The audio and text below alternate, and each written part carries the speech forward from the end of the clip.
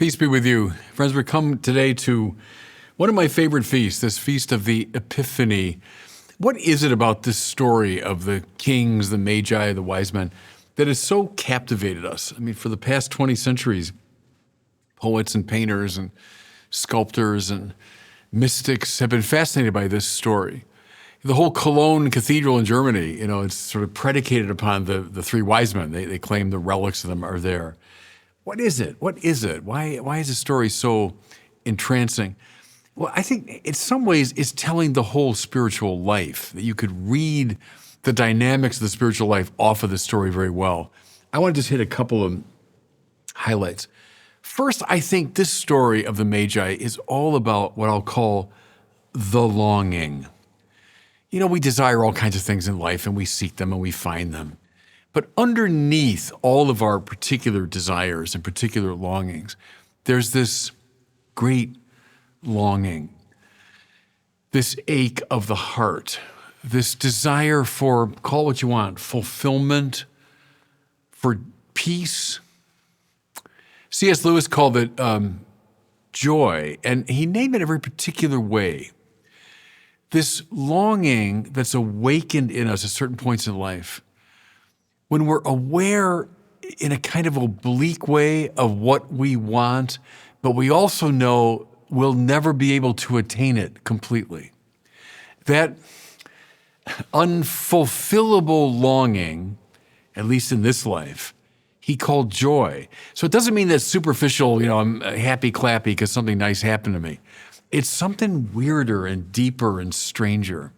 It's what Augustine talked about when he said, Lord, you made us for yourself, and therefore our heart is restless till it rests in thee. See, it's permanently restless in this life. So even as we glimpse what we want, we have a sense of what the fulfillment is, we also know we're never going to get there. So think of the Magi now, astrologers, astronomers, surveying the night sky, and they're looking with a scientific spirit, that's true, but in the deeper way, they're looking for God's sign, for meaning. What is God trying to communicate? Well, I just love this part of the story, and we should never let go of that. It's one of the most kind of precious and beautiful and rare things in life. One of the many reasons I hate secularism is secularism as an ideology is trying to stamp this out, trying to convince us that there's nothing to it. It's a holdover from the primitive side of the primitive time in the human development or something. Resist that, everybody. Resist that with all your heart, because it's what makes us really human, is this infinite longing, this deep ache of the heart, this quest for God. Don't listen to the avatars of secularism that want to suppress that. So the Magi look and they long and they seek and they find this enigmatic sign. So the star, well, it's the star of the newborn king. Well, yeah, I guess. I mean, it's not God in his fullness. It's an indication. It's a beautiful but same time ambiguous indication.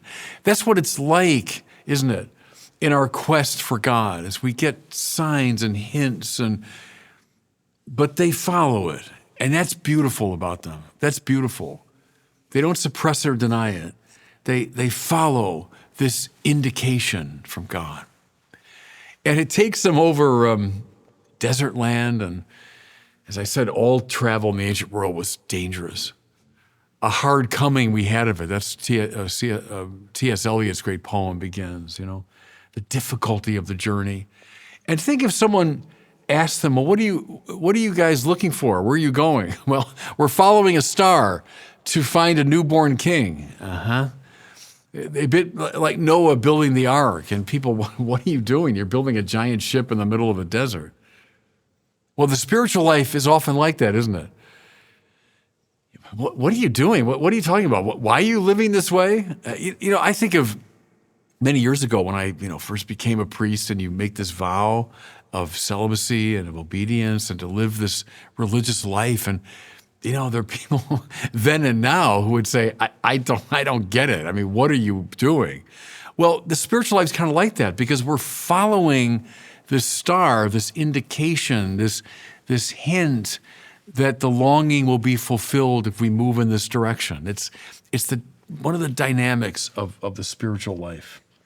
Okay, so far, everything I've been talking about could be said really of anybody, of any spiritual seeker. Go into any bookstore and go into the spirituality section and you'll find books about, the human aspiration for God, the longing for God. And I hope you've got the sense, I'm not against that at all. I think that's beautiful. It's one of the great things about us. But now, here's the Christian difference. Christianity is not just one more account of how we're longing for this always elusive divinity.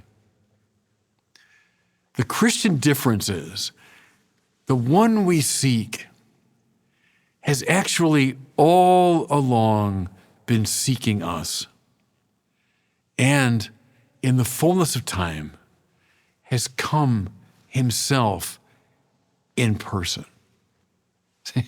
And you don't hear about that in other spiritual traditions. You hear a lot about the longing, and that's terrific. A lot about the quest, beautiful. I got to climb the holy mountain. All right, great. But the difference is the one we are seeking has, from the beginning, even more ardently been seeking us and has come in person to meet us. That's what they find. The star, that's an indicator, right?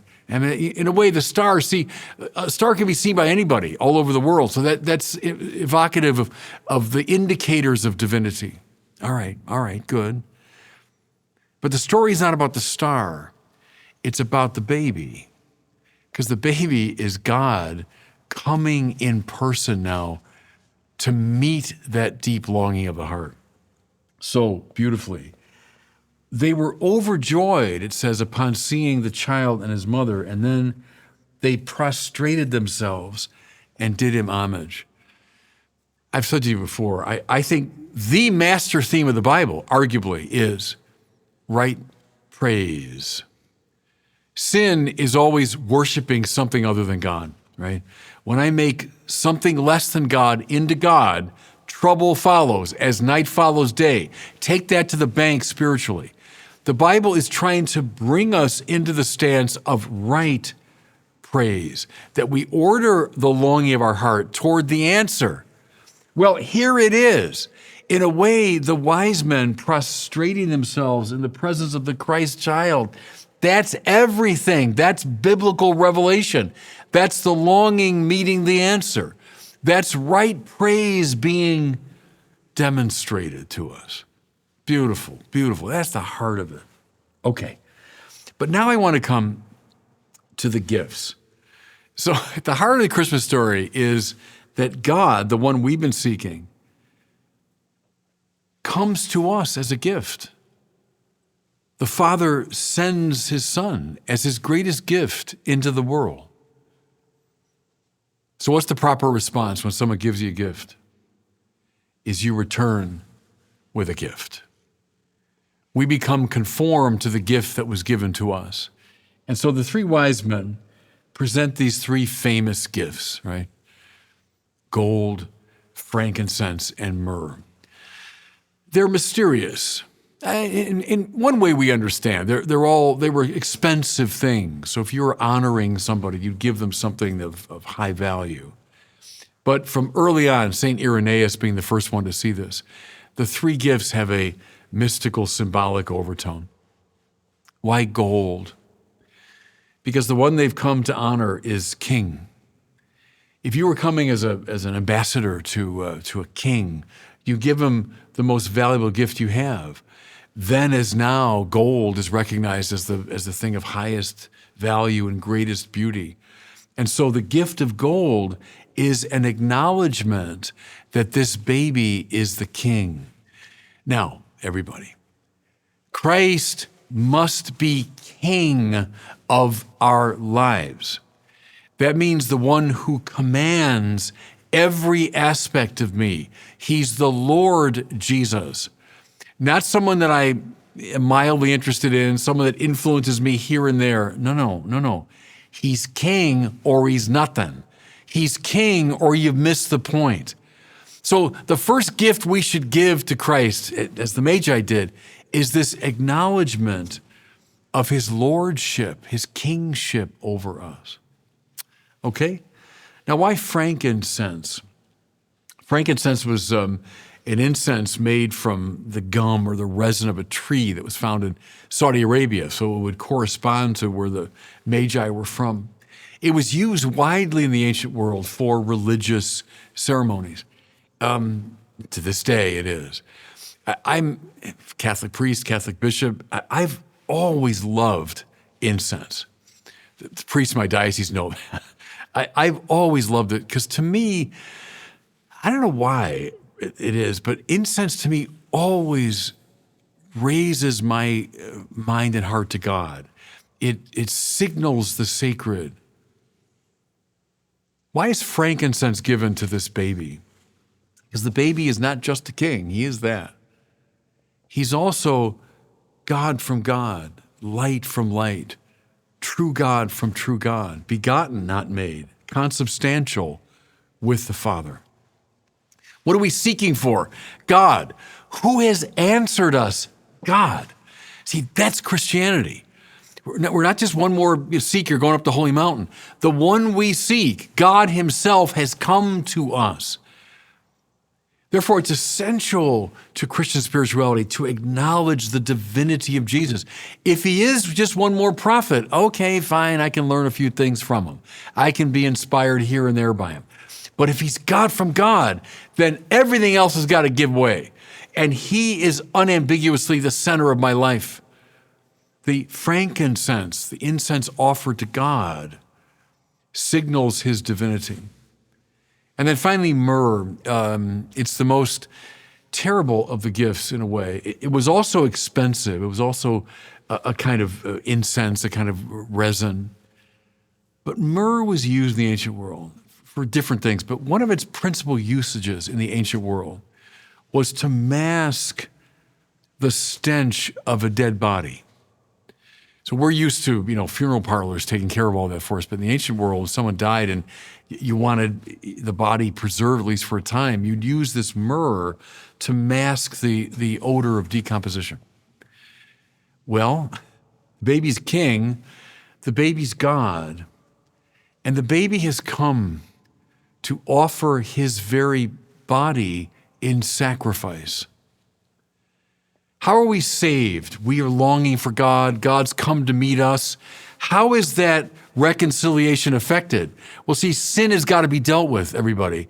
In order for that friendship to happen, sin has got to be dealt with. How's it dealt with? It's dealt with on the cross by Christ giving his whole life. And so from the beginning, they are acknowledging the sacrifice that this baby will make. Just a last thought. When you come to Mass, you come with the longing of the heart, right? That's just like the wise men with the star. You're coming to Mass with that longing. You're confident God has come to meet you. So what do we bring? Think of the presence of gold at Mass, whether it's the gold in the candle holders, the gold in the chalice, the gold in the decoration. Whenever you see that, think, yes, it's a gift of gold to Christ the King. Whenever the incense is used at Mass, the incense rises. Think, yes, I'm honoring Christ, who's not just a human figure, but is God from God. And then remember, at the heart of the Mass is the sacramental representation of the sacrifice of the cross. It's myrrh that we also offer. We're the three kings, everybody, longing for Christ. We're the three kings who now offer these great gifts. And God bless you.